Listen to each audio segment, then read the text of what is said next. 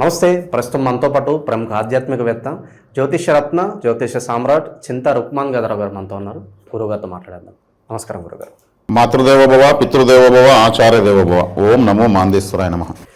గురుగారు, నవంబర్ మాసం విశేషంగా ధనుసు రాశి వాళ్ళకి ఎటువంటి అదృష్టం ఈ నెల కలిసి రాబోతుంది? ఎటువంటి పరిణామాలు వీళ్ళు ఎక్స్పెక్ట్ చేయొచ్చు అంటారు? ఓవరాల్గా ఎలాంటి పరిహారాలు తీసుకుంటే బాగుంటుంది అంటారు? 2025 నవంబర్ మాసం ధనుసు రాశి వాళ్ళకు ఎలా ఉంటుందని చెప్పుకునే ముందు ఈ రాశి వాళ్ళ గురించి ఏదైనా ఒక ప్రత్యేకమైన విషయం మనం మాట్లాడుకుందాం. ప్రతి మాసం మనకి ఇది అలవాటుగా ఉంది, చెప్తూ వస్తున్నాం. ధనుసు రాశి అంటే ఇది కాలపురుషుడికి 9వ రాశి. ఆలయము 9వ స్థానం అంటే ఆలయము, 9వ స్థానం అంటే తండ్రి, 9వ స్థానం అంటే పితృదేవతలు కూడా వస్తారు. అంటే తాతలు, తండ్రి, ఆలయము. ఈ రాశికి అధిపతి గురువు. అంటే గురువు అంటే కూడా 9వ స్థానం వస్తుంది. గురుస్థానం, తండ్రి గురువే కదా, మొదటి గురువు తండ్రి, తల్లి వీళ్ళు వస్తారు. కాబట్టి మనకు 4వ స్థానం తల్లిని సూచిస్తుంది, 9వ స్థానం తండ్రిని సూచిస్తుంది. కాబట్టి ఈ రాశిలో పుట్టిన వాళ్ళకు ఖచ్చితంగా పితృదోషం ఉంటుంది. ఈ రాశిలో పుట్టిన, ఈ లగ్నంలో పుట్టిన అంటే పితృదోషం అంటే పూర్వీకుల యొక్క అనుగ్రహం ఉండదు అని అర్థం. ఈ రాశిలో పుట్టిన వాళ్ళకు లేదా ఈ లగ్నంలో పుట్టిన వాళ్ళకు మొదటి సంతానం వ్యతిరేకమైపోతుంది. వీళ్ళు వివాహం చేసుకున్న తర్వాత మొదటి సంతానం వ్యతిరేకం అంటే ఏమి అంటే స్త్రీలైతే తల్లితో వ్యతిరేకంగా ఉంటుంది, తండ్రితో ఫేవర్గా ఉంటుంది ఆ బిడ్డ, అబ్బాయి కానీ అమ్మాయి కానీ. పురుషులైతే వాళ్ళ తల్లితో ఫేవర్గా ఉంటుంది, తండ్రితో వ్యతిరేకంగా ఉంటుంది. ఒకవేళ అబార్షన్ అయిపోయిన కూడా అవకాశాలు ఎక్కువ ఉంటాయి. ఎందుకంటే 5వ స్థానము మేషం కాబట్టి. మేషం అంటే కుజుడిది. మేషరాశి అశ్వినితో స్టార్ట్ అవుతుంది. అశ్విని నక్షత్రం అంగవైకల్య నక్షత్రం, తలలేని గ్రహంతో కేతుతో ఉంటుంది. అందువల్ల అబార్షన్ ఏదైనా కూడా అవకాశం ఉంటుంది. ఒకవేళ పుట్టిన వ్యతిరేకంగా ఉంటుంది. అది ఈ రాశి యొక్క ఆశ్చర్యకరమైనటువంటి ఒక విచిత్రం. కాబట్టి ఇక్కడ ఈ రాశి ద్విస్వభావ రాశి. ద్విస్వభావం అంటే వీళ్ళు కావాలనుకుంటే ఏదైనా చేస్తారు, వద్దనుకుంటే గమ్మున ఉంటారు. అంటే 2 స్వభావాలు ఉంటాయి. వీళ్ళకి కావాలన్నా వద్దా వీళ్ళే డిసైడ్ చేసుకుంటారు. అంటే స్థిరమైన స్వభావం ఉండదని అర్థం. అంటే పలు రకాల స్వభావము, అన్ని ఆలోచనలు వస్తూ ఉంటాయి. ఏదో ఒకటి ఆలోచిస్తున్నాడు, మల్టీ ప్రాజెక్ట్స్ గురించి ఆలోచిస్తూ ఉంటారు ఈ ధనుసు రాశి వాళ్ళు. అంటే ఈ రాశి యొక్క తత్వం అలాంటిది, అగ్నితత్వం ఉంటుందన్నమాట. కాబట్టి ఈ రాశి వాళ్ళకి ప్రత్యేకంగా ఇలా చెప్తూ వెళ్తే ఒక రాశి గురించి ఒక రోజంతా చెప్పచ్చు. మనం ఏదో ఒకటి చెప్పాలనేసి చెప్తున్నాం. అంటే ఏదో ఒకటి మనం తెలియజేయాలి కాబట్టి, ఒక ప్రత్యేకతను తెలియజేయాలి కాబట్టి చెప్తున్నాము ప్రతి నెల. కాబట్టి ఈ రాశి వాళ్ళ యొక్క లక్షణాలు ఇలా ఉంటాయి. ఇప్పటివరకు మనం ఇవి ఇంతవరకు చెప్పలేదు కాబట్టి వీళ్ళ ప్రత్యేకమైన రాశి చెప్పచ్చు. ఇది పరిశోధనలు ఎక్కువగా ఉంటాయి. అసలు ధనుసు రాశి అంటేనే 4 కాల గుర్రము, ఇక్కడి నుంచి మళ్ళీ మనిషి దేహము. గుర్రం 4 కాళ్ళతో ఉంటుంది. దానికి ముందర తలకాడు వచ్చేకాడికి ఒక మనిషి ఉంటాడు. మనిషి ఉండి బాణం ఎత్తుకుంటాడు. ఆ బాణం ఎత్తుకుని పరిగెత్తా ఉండేది గుర్రం అన్నమాట. అది ఆకాశంలో జూమ్ చేసి చూస్తే ధనుసు రాశి అలా కనిపిస్తూ ఉంది. చేతిలో ధనస్సు ఉంది కాబట్టి ధనస్సు అన్నారు. అది తర్వాత ఈ నవంబర్ మాసంలో వీళ్లకు సప్తమంలో ఉన్నటువంటి గురువు రాశ్యాధిపతి అష్టమంలోకి వచ్చి ఉచ్చస్థితి పొందాడు. అష్టమ గురువు వచ్చేసాడు, మీకేదో కొట్టుకొని పోతుందని అవసరం లేదు. అది మంచిదే. ఎలా మంచిదంటే అష్టమ స్థానం ఉచ్చస్థానం, స్థానం 8 కావచ్చు, కానీ అది గురువుకి ఉచ్చస్థితి. ఆయన ఏం చేస్తున్నాడు? రోజు ద్వితీయాన్ని చూస్తాడు, ధనస్థానం చూస్తాడు. కాబట్టి వీళ్ళకు ధనపరంగా ఏదైనా అవకాశాలు, అనుకోని అవకాశాలు రావచ్చు, అనుకోని గ్రోత్ రావచ్చు, అనుకోని నిర్ణయాలు తీసుకోవచ్చు. ఇక 3వ స్థానంలో రాహు ఉన్నాడు. 3 అంటే రాహు పాపగ్రహం, మంచిదే. తృతీయ రాహు కరెక్ట్గా 18 సంవత్సరాల ముందు తీసుకుంటే వీళ్ళకు ఈ ధనుసు రాశి వాళ్ళకు ఏదో ఒక ప్రత్యేకత జరుగుంటుంది. అది వారి జీవితాలకు అనుగుణంగా ఏదో ఒక ప్రత్యేకత జరుగుంటుంది.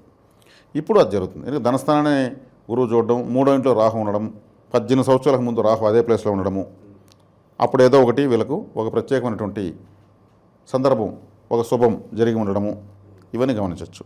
ఇక అర్ధాష్టమ శని బలహీనపడుతుంది. ఎందుకంటే గురువు చూస్తాడు శనిగ్రహాన్ని, 4వ స్థానాన్ని. అదేవిధంగా వీళ్ళకు వ్యయ స్థానంలో రవి కుజులు ఉన్నారు. 12వ ఇంట్లో రవి కుజుల ప్రభావంతో ఉంది. 11, 12 పైన రవి ప్రభావము, 12వ ఇంటి పైన కుజుల ప్రభావం. ఇది మంచిదే. ఎందుకంటే కుజుడు స్వస్థానం పడుతున్నాడు, పంచమాధిపతి వ్యయంలో ఉన్నాడు, స్వస్థానమే. రవి వ్యయంలోకి వస్తున్నాడు. అంటే ఈ రాశి భాగ్యము, ఈ రాశికి భాగ్యత మళ్ళీ వ్యయంలోకి వచ్చాడు. గురువు చూస్తున్నాడు. గురువు యొక్క చూపు ఇక్కడ బెనిఫిట్. శుభగ్రహ దృష్టి పడినటువంటి పాపగ్రహం లేదా పాపస్థానం కూడా శుభంగా మారుతుంది, సపోర్టింగ్ అయింది. శుక్రుడు లాభంలో ఉన్నాడు, ఇది కూడా మంచిదే. గురు శుక్రులు ఇద్దరు మొట్టమొదటి శుభగ్రహాలు కాబట్టి గురువు ఉచ్చస్థితి పుట్టాడు, శుక్రుడు స్వక్షేత్రంలోకి వచ్చాడు, ఇది మంచిదే.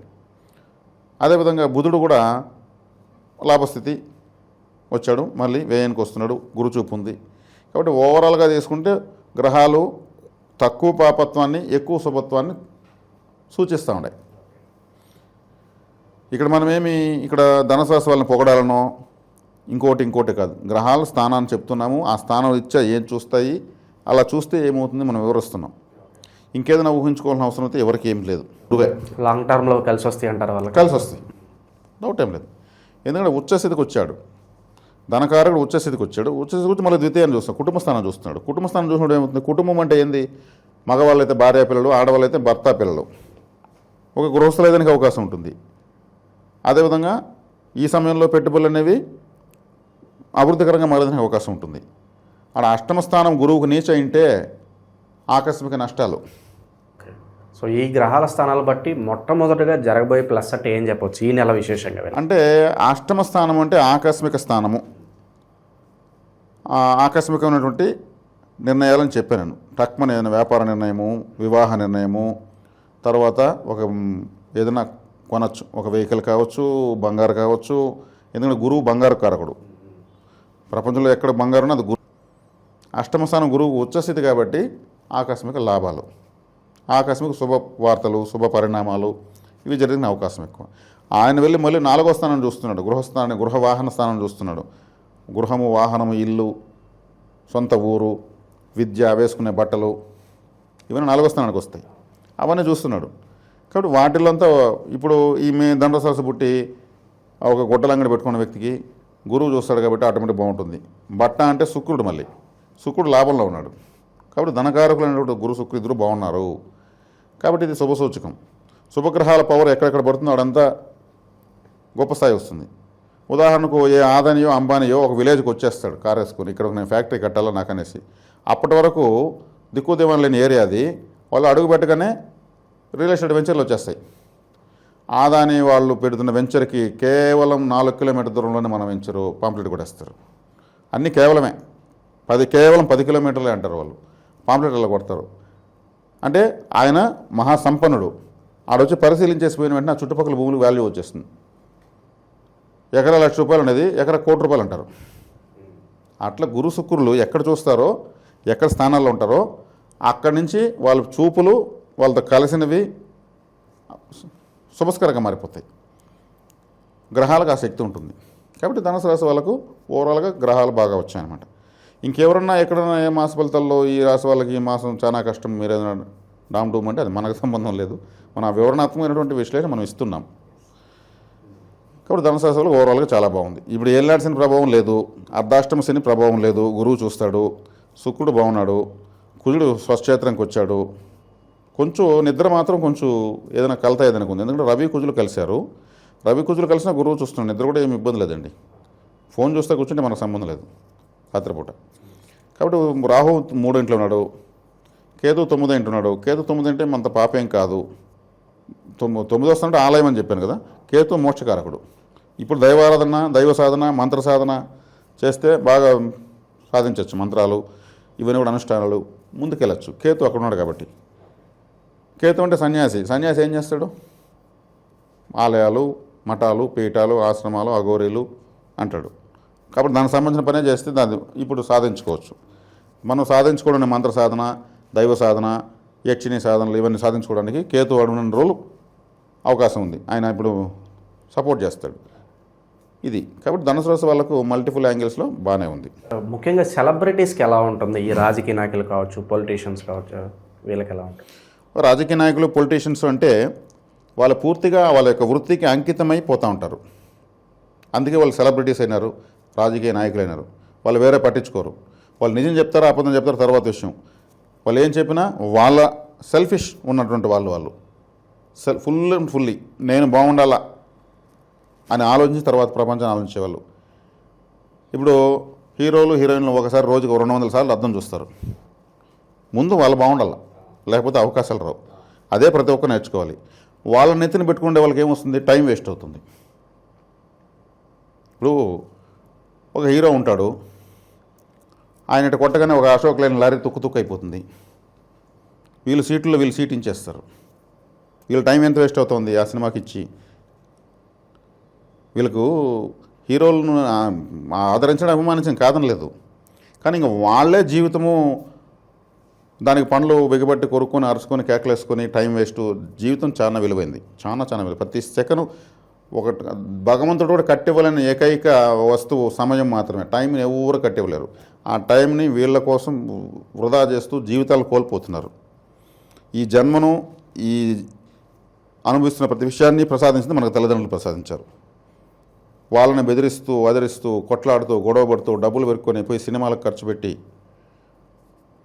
వాళ్ళని విలన్గా చూస్తూ మా వాడు మా మాట వినడం లేదు, మేము ఇంటికి పోదాం మా అమ్మ నాన్న ఏదో ఒక తలకాయ నొప్పి అంటే ఇంకా వాళ్ళు నీకు జన్మనిచ్చి ఇన్ని అదృష్టాలు అనుభవించేటువంటి అదృష్టాన్ని ఇచ్చినటువంటి వాళ్ళు విలన్లు. ఇంకా ఎక్కడో సినిమాలో ఉన్నటువంటి ఒక వ్యక్తి అతను బతుకు తెరువు కోసం సెల్ఫిష్గా ఉన్నటువంటి వ్యక్తి, అక్కడ నటిస్తున్న వ్యక్తి జీవించడం లేదు.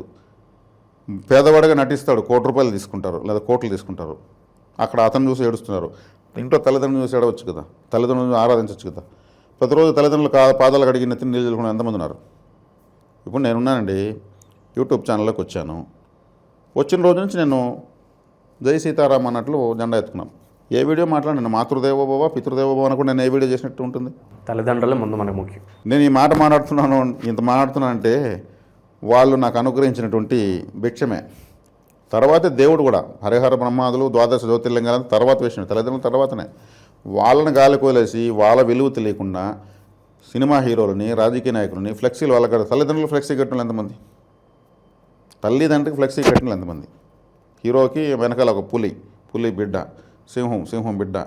ఈ సింహాలకు వాళ్ళేంటికి పుడతారు నాకు అర్థం కాదు. నేను కామెడీగా చెప్తున్నా, సెటైల్ కూడా వేస్తున్నా. వాళ్ళ తల్లిదండ్రులు కట్టండి, ఫ్లెక్సీ కట్టండి. ఎవరేమన్నా అనుకోని గర్వపడండి. అమ్మా నాన్నకు నేను ఫ్లెక్సీ కట్టాను, మా అమ్మ మా నాన్నకు వాళ్ళ మ్యారేజ్ డే కట్టాను, షష్టి పూర్తికి కట్టాను, నా బర్త్డేకి ముద్దుల బిడ్డగా నాకు జన్మించిన నా తల్లిదండ్రులను పెట్టాను. ఎంతమంది పెడుతున్నారు?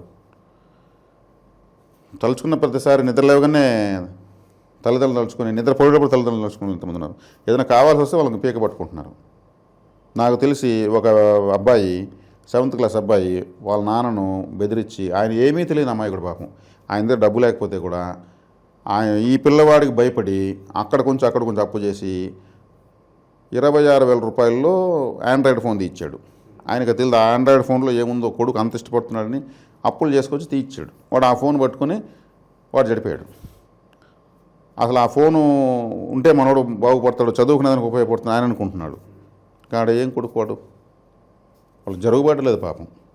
ఎవరికో ఉన్న వాళ్ళకి ఫోన్ చూసి ఇట్లా తల్లిదండ్రులను ఇబ్బంది పెడుతున్నారు. తల్లిదండ్రులని పువ్వుల్లో నెత్తిన పెట్టుకుని చూసుకోవాలన్నటువంటి వాళ్ళు ఎంతమంది ఉన్నారు. కాబట్టి ధనుసు రాశి పితృరాశి, పితృదోషం ఉన్న రాశి అని చెప్పాను, పూర్వీకుల అనుగ్రహం లేని రాశి అని చెప్పాను. వీళ్ళు ఎంత పితృసేవ చేస్తే ఇంక లైఫ్ సెటిల్. కాబట్టి వీళ్ళ పూర్వీకులు మరి చనిపోయారు కదా, వాళ్ళు ఉంటారండి అంటే వాళ్ళ స్మృత్యర్థం ప్రతి అమావాస్యకు 5 మందికి అన్నం పెట్టండి. మా తాత ముత్తాతలు వాళ్ళంతా ఉంటే మా నాన్న వాళ్ళు మా అమ్మ వాళ్ళు వచ్చారు. తల్లి తరపు పితృదేవతలు ఉంటారు, తండ్రి తరపు పితృదేవులు ఉంటారు. 2 శక్తుల కలయికే మనం పుట్టాం. తల్లి తండ్రి మనల్ని అనుగ్రహించారు. ఇటువైపు తల్లి తరపు పితృదేవతలు, తండ్రి తరపు పితృదేవతలు ఉన్నారు. వాళ్ళని తలుచుకుని ఒక 5 మందికి భోజనం పెట్టండి. కర్డ్ రైస్ తీసుకోండి, చిన్న వాటర్ బాటిల్ తీసుకోండి, ప్రతి అమావాస్యకి ఇవ్వండి. ఫలితాన్ని ఆశించొద్దండి. ఏమి ఇవ్వరు, మీకు ఆశీర్వదిస్తారు అంతే. ఆశీర్వాదం మించినటువంటి అదృష్టం ఇంకోట్లేదు. పితృదేవతల ఆశీర్వాదమే కావాల్సింది. మనం చేసిన అన్నదాన పుణ్యం వాళ్ళకి వెళ్తుంది, వాళ్ళ ఆశీర్వాదం మనకు వస్తుంది. కాబట్టి ధనుసు రాశి వాళ్ళు పితృసేవ ఎంత చేస్తే అంత సక్సెస్. మళ్ళీ గోచారం పని లేదు, జాతకం పని లేదు. ఇది పితృ రాశి. వీళ్లకు గురుగ్రహం కానీ, వీళ్ళకే కాదు ప్రతి ఒక్కరికి జాతకంలో గురుగ్రహం వక్రించి ఉంటే, ఇప్పుడు ప్రతి రాశి వాళ్ళకి చెప్తున్నాను ఇప్పుడు ఈ పాయింట్. ఎందుకంటే ఈ రాశి గురువు, ఈ రాశి గురువు అంటే డబ్బులు, గురువు అంటే గోల్డు, గురువు అంటే ఆలయము. ఆ గురువు వక్రించి ఉంటే వాళ్ళకు డబ్బులు నిలవదు, డబ్బులు రాదు, వాళ్ళ దగ్గర బంగారు నిలవదు, వాళ్ళు ఏ ఆలయానికి వెళ్ళినా ఫలితం రాదు. ఎందుకంటే వక్రించేశాడు గురువు. మరి రావాలంటే ఏం చేయాలి? వక్రించేసి అంతేనా, మళ్ళీ బతకాల్సిన పని లేదా? అంటే డబ్బులు రాదంటే అప్పులు పాలవుతారు. ఆ అప్పులు తీరాలంటే గుడికి వెళ్తే దేవుడు అనుగ్రహించి ఫలితం రాదని చెప్పాను కదా. మరి బంగారం అంటే గ్లోబల్ కరెన్సీ, గురువు అంటే బంగారే. మరి ఆ ఉన్న బంగారంతో తాకట్టుకు వెళ్తే దాన్ని విడిపించుకోలేరు. విడిపిద్దామంటే దాన్ని పూర్తిగా అమ్మేస్తే కూడా చాలదనే విధంగా ఉన్నప్పుడు వదిలేస్తారు. అది అవుతుంది. మరి ఏం చేయాలి? ఇప్పుడు ధనపరమైన పరిహారం చెప్తున్నాం. ధనుసు రాశి వాళ్ళతో మనం చెబుతూ ప్రతి ఒక్కరికి చెప్తున్నాం. గురుగ్రహం ప్రతి ఒక్కరికి ఉంటుంది. ఎక్కడన్నా ఉండి వక్రంలో ఉంటే, లేదు వక్రించిన నక్షత్రంలో ఉంటే, వక్రించిన గ్రహ నక్షత్రంలో ఉన్న, రాహుకేతు నక్షత్రాల్లో ఉన్న, ఇంకా వేరే గ్రహం వక్రించున్న ఆ నక్షత్రంలో ఉన్న డబ్బులు నిలవదండి. ఎందుకు ఎక్కువ మంది డబ్బుల సమస్యలు? వాళ్ళ గురువు ఆ విధంగా ఉంటాడు. గురువు ఉన్నాడని తెలుసు, కానీ అక్కడ ఏం చేస్తున్నాడంటే వక్రించిపోయినాడు. కాబట్టి కరెన్సీని రివర్స్లో లెక్క పెట్టాలి. గురువు వక్రం కదా, కరెన్సీ కారకుడు, రివర్స్లో లెక్క పెట్టాలి. అంటే గాంధీ మహాత్ముడు ఇలా ఉంటాడు కదా, ఇలా లెక్క పెడుతూ ఉంటారు. బోలిచ్చి ఇట్లా లెక్క పెట్టాలి. ఒక నోటు పైకి, ఒక నోటు కిందికి, ఒక నోటు ముందుకి, ఒక నోటు వెనక్కి. రివర్స్ కౌంటింగ్ వల్ల, కరెన్సీ రివర్స్ కౌంటింగ్ వల్ల గురుగ్రహ వక్రత్వం పోతుంది, కరెన్సీ కలిసి వస్తుంది. అదే గోల్డ్ని ఏం చేయాలి? గోల్డ్ అంటే గురువే కదా. ఒక చిన్న రింగో ఒక డాలరో తీసుకొని అవసరం లేకపోయినా తాకట్టు పెట్టాలి. ఒక 1000 రూపాయలకి 2000కి. ఇప్పుడు గ్రామ్ 10,000, 7,000 కూడా ఇస్తారు గ్రామ్కి. ఒక 1000కో 2,000 రూపాయలు తాకట్టు పెట్టాలి అవసరం లేకపోయినా. 10 డేస్ తర్వాత దాన్ని మళ్ళీ వెనక్కి తెచ్చేయాలి. మళ్ళీ 10 డేస్ గమనం ఉండాలి. మళ్ళీ 10 డేస్ తర్వాత మళ్ళీ తాకట్టు పెట్టాలి. మళ్ళీ 10 డేస్ తర్వాత వెళ్ళదు. ఇలా ముందుకి వెనక్కి వక్రిస్తూ ఉండడం వల్ల బంగారాన్ని ఆటోమేటిక్గా ఆల్రెడీ విడిపించిన బంగారం విడిపించుకోవడానికి కూడా బలం పెరుగుతుంది. ఇది ఒక తంత్రం. ఇక గుడి, ఏ టెంపుల్కి వెళ్ళినా మాకు ఫలితాలు రాలేదని అంటే గురువు వక్రంలో ఉంటాడు. గుడిలోకి వెళ్ళి కొద్ది దూరం వెళ్ళి మళ్ళీ వెనక్కి వచ్చేయాలి, మళ్ళీ లోపల పోవాలి. గుడిలో వక్రించడం వల్ల గురుగ్రహం అనుకూలిస్తుంది. ఇది ధనపరమైనటువంటి రెమెడీ. ధనుసు రాశి వాళ్ళు కాకుండా ప్రతి ఒక్కరు చేసుకోవాలి అది. కాబట్టి ధనుసు రాశికి అధిపతి గురువే. ఆయనే బంగారు, ఆయనే డబ్బులు, ఆయనే ఆలయము, ఆయనే తండ్రి, ఆయనే పితృదేవతలను సూచించేటువంటి రాశికి అధిపతి నేను కాబట్టి ఈ పరిహారాలు కంపల్సరీ. కాబట్టి ధనుసు రాశిలో రాహు ఉన్నా, ధనుసు రాశిలో రవి ఉన్నా, ధనుసు రాశిలో గురువు ఉన్నా వాళ్ళు పితృపరిహారం చేసుకునే తీరాలి. ఎక్కువ దోషం ఉందని అర్థం. గురువు వక్రించున్నా నేను చెప్పినట్టు రివర్స్ కౌంటింగ్ చేయాలి. గుడిలో ముందుకెళ్ళి వెనక్కి రావాలి. బంగారాన్ని అవసరం లేకపోతే తాకట్టు పెట్టి ఇలా దాన్ని ఏం చేయాలి? ముందుకు వెనక్కి చేయాలి. నమ్మకం లేకపోతే వదిలేయచ్చు. ఆ కష్టాల్లో నిజంగా ఉండి వీళ్ళు చేయొచ్చు. రిజల్ట్ వచ్చిన కంటిన్యూ కావచ్చు. ఇక్కడ ఎవరికో డబ్బులు ఇవ్వమని చెప్పడం లేదు. ఈ పరిహారం చేస్తాము, ఈ హోమం చేస్తాము, మీకంతా సూపర్ అని చెప్పి దాని జోబులు వేసుకెళ్ళిపోతారు వాళ్ళు. అది ఒక మాఫియా గాళ్ళు ఉంటారు. అది చాలా తప్పు. సమాజాన్ని ఏమార్చకూడదు. మరి వాళ్ళు చేసుకునే పరిహారాలు చెప్పాలి. వాళ్ళకి వీలున్నప్పుడు చేసుకుంటారు. దీనికోసం ఇంకొక విధమైన పర్యవేలు చేయకూడదు. కాబట్టి ధనుసు రాశి వాళ్ళకు ఇది ఒక ప్రధానమైన సూచన. వీళ్ళు పితృపరిహారాలు ఎంత ఎక్కువ చేస్తే అంత మంచిది. తర్వాత తరాల వాళ్ళకి ఈ పితృదోషం ఎంటర్ కాదు. ఇప్పుడు ధనుసు రాశిలో పుట్టి పితృదోషం ఉంటుందని చెప్పాను. వీళ్ళు ఇప్పుడు ఇవి చేయడం వల్ల వీళ్ళకి పుట్టే పిల్లలకి పితృదోషంలో పుట్టరు. ఆడికి కట్ అయిపోతుంది. అదేమవుతుంది? చేయకపోతే ఆస్తిలాగా అతని జాతకంలో కూడా పితృదోషం అది వారసత్వం లాగా పోతూ ఉంటుంది. ఇప్పుడు ఒక వంశం ఉంటుంది, ఆ వంశంలో అందరూ బట్టలు వారసత్వంగా వస్తూ ఉంటుంది. అలా ఇది దోషం కూడా మళ్ళీ తొక్కుంటూ వెళ్తూ ఉంటుంది. అది కంపల్సరీ చేసుకోవాలి. తర్వాత మనం ప్రతి రాశికి ఏం చెప్తున్నాము? ఒక బ్యాంకులో అకౌంట్ ఓపెన్ చేసుకోమని చెప్తున్నాం. అదేవిధంగా కార్తీక మాసం గురించి చెప్తున్నాం. కార్తీక మాసంలో ఈ ధనుసు రాశిలో మనకు ఏ నక్షత్రాలు ఉంటాయంటే మూల, పూర్వాషాఢ, ఉత్తరాషాఢ. ఈ మూల నక్షత్రానికి కృత్తిక నక్షత్రము విపత్తారవుతుంది. అప్పుడేం చేయాలంటే వీళ్ళు దీపాలు పెట్టకూడదు. దీపాలు దానంగా ఇవ్వచ్చు, డొనేట్ చేయొచ్చు. చిన్న ప్రమిదలు ఆలయాల కాడికి వెళ్తే మా దీపాలు పెట్టండి అమ్మా అంటే హ్యాపీగా తీసుకుంటారు.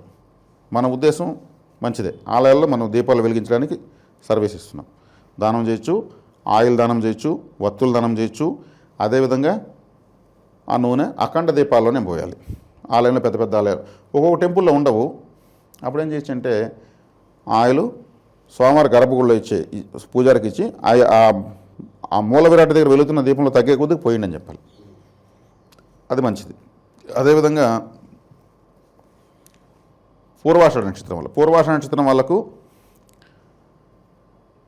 కృత్తికా నక్షత్రము సంపత్కారం అవుతుంది. వీళ్ళు వెలిగించవచ్చు. సంపత్కరం మంచిది. సంపత్కరం అంటే డబ్బులు వస్తుందని అనుకోకూడదు. ఇంక వేరే ఏదైనా శుభాలు జరగచ్చు, ప్రయత్నిస్తున్న పని జరగచ్చు. వీళ్ళ యొక్క పెండింగ్ విషయాల్లో వెలుగులు రావచ్చు. మంచిది. వీళ్ళు మాసం అంతా వెలిగించవచ్చు. అదేవిధంగా ఉత్తరాషాఢ వాళ్ళకు జన్మతార కాబట్టి వీళ్ళ తారను వీళ్ళు ఉద్దీపితం చేసుకోవచ్చు. వీళ్ళు పెట్టచ్చు. ఆ తర్వాత మూలా నక్షత్రం వాళ్ళు పూర్వాషాఢ నక్షత్రానికి సంబంధించినటువంటి ధనలక్ష్మి బ్యాంకులో అకౌంట్ ఓపెన్ చేసుకోవచ్చు. Dhanalakshmi bank, bank of Baroda. Bank of Baroda ఎందుకంటే అందులో లక్ష్మీ విలాస్ బ్యాంక్ మెర్జ్ అయింది. లక్ష్మీ విలాస్ బ్యాంక్ శుక్రుడే, ధనలక్ష్మి బ్యాంకు శుక్రుడే. లక్ష్మీది ఏమంటే శుక్రుడు అనేసి మనకు శుక్రవారం రోజు లక్ష్మీ పూజలు చేస్తారు కాబట్టి. తర్వాత మనకు పూర్వాషాఢ నక్షత్రం వాళ్ళు కృత్తిక నక్షత్రం అంటే ఉత్తరాషాఢ నక్షత్రానికి సంబంధించినటువంటి ఎస్ బ్యాంకు, ఐడిఎఫ్సి ఫస్ట్ బ్యాంకు, ఇది రవిగ్రహానికి సంబంధించినటువంటి బ్యాంకు. ఈ బ్యాంకులో వీళ్ళు అకౌంట్ ఓపెన్ చేసుకోవచ్చు. అదేవిధంగా ఉత్తరాషాఢ నక్షత్రం వాళ్ళు శ్రవణ నక్షత్రానికి సంబంధించినటువంటి హెచ్డిఎఫ్సి బ్యాంకులో అకౌంట్ ఓపెన్ చేసుకోవచ్చు. ఇప్పుడు ఈ 3 నక్షత్రాల వాళ్ళు ఆ నక్షత్రం రోజు ఏదో ఒక ట్రాన్సాక్షన్ చేయొచ్చు. ఆ నక్షత్రం రోజు అదే బ్యాంకులో అకౌంట్ ఓపెన్ చేసుకోవచ్చు. ఆ నక్షత్రం రోజు అదే బ్యాంకులో వెళ్ళి కొద్దిసేపు కూర్చొని రావచ్చు. ఎందుకు అంటే సంపత్తార అంటే కుబేర శక్తి కలిగినటువంటిది అనమాట. కుబేరుడు ఎక్కడ ఉంటాడంటే ఎక్కువగా గోల్డ్ షాప్సు, బ్యాంకులు, ట్రెజరీలు, ఏటీఎంస్, ఫైనాన్స్ కంపెనీలు ఇటా చోట్ల కుబేర ప్రభావం ఉన్న చోటన అవన్నీ ఏర్పడతాయి. గోల్డ్ షాపులో కూడా వీళ్ళు తిరిగేసి రావచ్చు ఈ సంపత్తార సమయంలో. ఇది వీళ్ళు చేసుకోవాల్సినటువంటి ధనపరమైనటువంటి ఒక ప్రత్యేకమైనటువంటి పరిహారం. ఓవరాల్గా ఈ మాసం ధనుసు రాశి వారికి ఏ విధంగా ఉంటుంది, అలాగే కని విని ఎరగని ధనపరంగా రెమెడీస్ కూడా మాకు తెలియజేశారు. ధన్యవాదాలు సార్. ధన్యవాదాలు.